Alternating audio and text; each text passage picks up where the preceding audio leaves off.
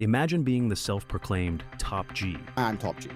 a four-time world kickboxing champion and internet personality who built an empire around masculinity, wealth, and combat. Then imagine stepping back into a ring at 39 years old after 5 years of inactivity to prove you're still dangerous, only to get outworked by a reality TV star and part-time boxer.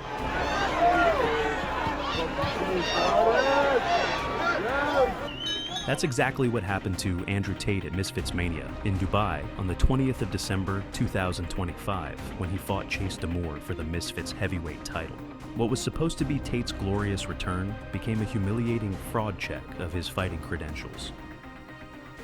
Tate often boasts about being a four-time kickboxing world champion with a 76-9-1 record. Those numbers aren't fabricated. Multiple sources, including Odds Checker, list him with 76 wins, 32 by knockout, and 4 world titles under the International Sport Kickboxing Association, ISKA, and Infusion banners. Wikipedia similarly notes he held the Infusion 90-kilogram world title and 3 ISKA titles. However, the prestige of those titles is contested. Tate competed primarily under full-contact kickboxing rules, a modified format with fewer kicks that has a small talent pool. Major organizations such as K1, Glory, One Championship, and Rise do not use these rules. An August 2024 article on Low Kick MMA highlighted that because full-contact kickboxing is less competitive, his championships are not considered top tier. The article noted that ISKA and Infusion are builder organizations, whereas top kickboxers such as Ernesto Hoost, Badr Hari, and Alex Pereira fought in K1 or Glory. UFC veteran Kevin Lee even asked on social media, how did Andrew Tate convince people that he's a world champion? So while Tate's titles are legitimate, they are not on the same level as world titles in the major circuits. This nuance is important when evaluating whether the Misfits bout was an unfair mismatch or a legitimate test. After leaving combat sports in 2020 and spending time under house arrest during ongoing legal issues, Tate announced a boxing match against Misfits heavyweight champion Chase DeMoor. DeMoor, known for Netflix's Too Hot to Handle and a brief football career, is 29 and significantly taller and heavier. Tate admitted that he hadn't competed in years and felt fear when the fight was offered. In an interview with Bloody Elbow, he said he had to fight because seeds of doubt grow into forests of inaction, and he was not afraid to lose. I'm afraid to not try. Despite this introspective tone, Tate continued to sell the fight by reminding fans of his past glories.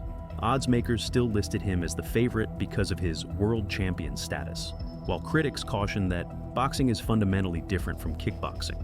The Sidekick Boxing blog later explained that his upright, bladed stance, useful in kickboxing to set up kicks, becomes a liability in boxing. Without the ability to throw kicks, his jab lacked purpose and he relied on single shots, giving DeMoor time to reset. Early rounds, 1-2. From the opening bell, it was clear Tate struggled to adjust. He initially threw counter right hands, but his stance remained too upright.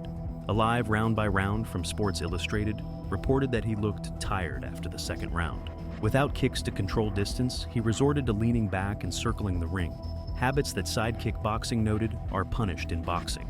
Mid-fight, 3-4. In the third round, DeMoor's size and youth began to tell. He cut the ring and bullied Tate against the ropes. Pro boxing fans said a heavy uppercut rocked Tate in round 3, and he was visibly bloodied by the 5th. Sports Illustrated remarked that by round 4, Tate was gassed, and DeMoor had all the momentum, landing combinations almost at will. Tate's breathing was labored, and his guard dropped frequently. Closing rounds, 5-6. The final 2 rounds were damage control for Tate. DeMoor continued to land uppercuts and body shots. Fight News reported that he rained uppercuts, busting Tate's face with cuts and bruises. The official scorecards read 58-56, 58-56, 57-57 in favor of DeMoor, a majority decision. Although Tate survived to the final bell, he seldom threw combinations and looked exhausted. Sports Illustrated wrote that DeMoor clearly won rounds 4-6, while Tate barely survived. The fight quickly became a meme. Fox Sports Australia reporter Ben Glover wrote that UFC veteran Darren Till left ringside because he felt the bout disrespected martial arts. He called both fighters a pair of numpties. Commentator Michael Bisping posted on X that the fight was hilariously bad. and former UFC interim lightweight champion Kevin Lee reiterated his earlier skepticism by tweeting, "Do y'all believe us now when we say Andrew Tate could never fight?" Fans on social media were even harsher. A Live Mint roundup noted that viewers labeled the match a garbage fight and joked that both fighters throw like women. Many said the world was healing because Tate's aura of invincibility had been shattered. Some pointed out that the size difference made it less a fight and more an exhibition of survival. Beyond casual fans, respected fighters weighed in. UFC legend Demetrius Johnson explained on his YouTube channel that the 11-year age gap and DeMoor's 40-pound weight advantage were significant. He noted that switching from kickboxing to boxing after a decade away requires rewiring one's habits, and Tate simply didn't have the output or head movement to compete. He advised Tate to train longer with proper boxing coaches if he intended to continue. To his credit, Tate didn't offer excuses. In his post-fight interview, he admitted he lost fair and square, and credited DeMoor for being a true champion. The Times of India reported that he later posted on X that he was too old and had been out of action too long, but still chose to fight to overcome fear. He boasted that 99.9% of 40-year-old men with $700 million sit around with whores, implying he had nothing to prove. Yet he insisted he fought because he couldn't live with fear, and he praised DeMoor as a warrior who deserved the belt. So, was this fight a fraud check? In one sense, yes. The image of Andrew Tate as an unstoppable champion took a massive hit. He struggled against a fighter with limited boxing pedigree and was visibly overwhelmed by age, size, and ring rust. His insistence on being a 4x world champion invited scrutiny. Low-kick MMA's critique that his titles come from a niche rule set and lower-tier organizations reinforced the notion that his resume is not as imposing as he portrays. On the other hand, it's unfair to completely dismiss Tate's achievements. He did win legitimate belts, and his record of 76 wins and multiple knockouts is verifiable. He also hadn't boxed professionally before and took a fight after years of inactivity, acknowledging the risk. As Sidekick Boxing explained, his style simply didn't translate to boxing, and without kicks, he looked out of place.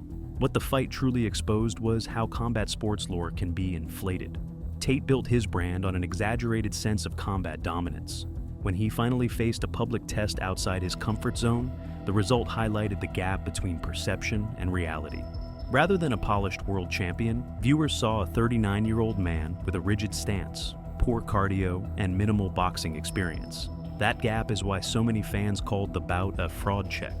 The Andrew Tate versus Chase DeMoor fight will be remembered less for technical prowess and more for what it revealed about hype in modern combat sports. Tate's loss showed that credentials from niche rule sets don't automatically translate to high-level boxing. Age and inactivity matter, and the internet's alpha male persona doesn't guarantee success in the ring. While Tate deserves credit for facing fear and owning his defeat, the fight gave fans and fighters alike reason to question his self-proclaimed status as a combat legend. Whether he returns to the ring again remains to be seen, but one thing is clear: the aura of invincibility has been decisively checked.